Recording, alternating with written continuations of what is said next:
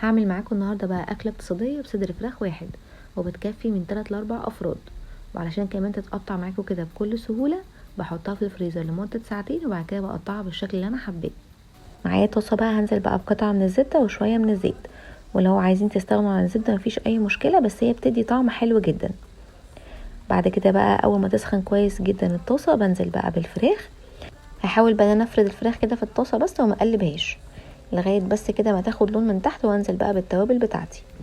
بنزل بقى كده برشة كده من الفلفل الاسود، ورشة من القرفة بتديها ريحة حلوة جدا، وكمون، وطبعا ملح. وبحط بقى اخر حاجة بقى البابريكا معلقة حلوة كده.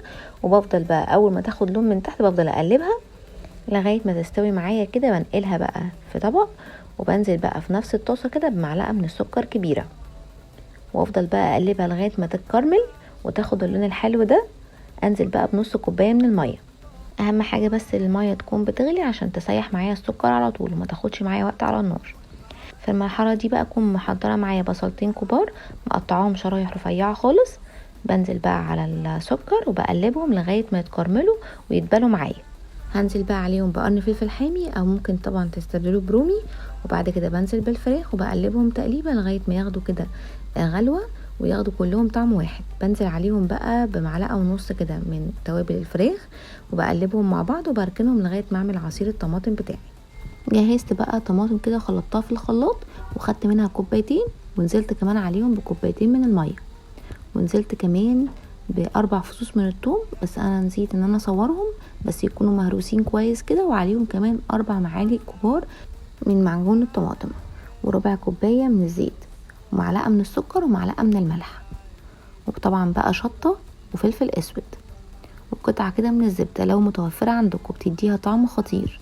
بسيبهم بقى كده ياخدوا غلوتين على النار، ويكون معايا بقى طاجن كده هدهنه بقطعه من الزبده او شويه من الزيت. وفي المرحله دي بقى بكون مولعه الفرن على درجه حراره 180 لغايه بقى ما اخلص واحضر الطاجن بتاعي، اروح مدخلاه على الفرن على طول يكون ساخن.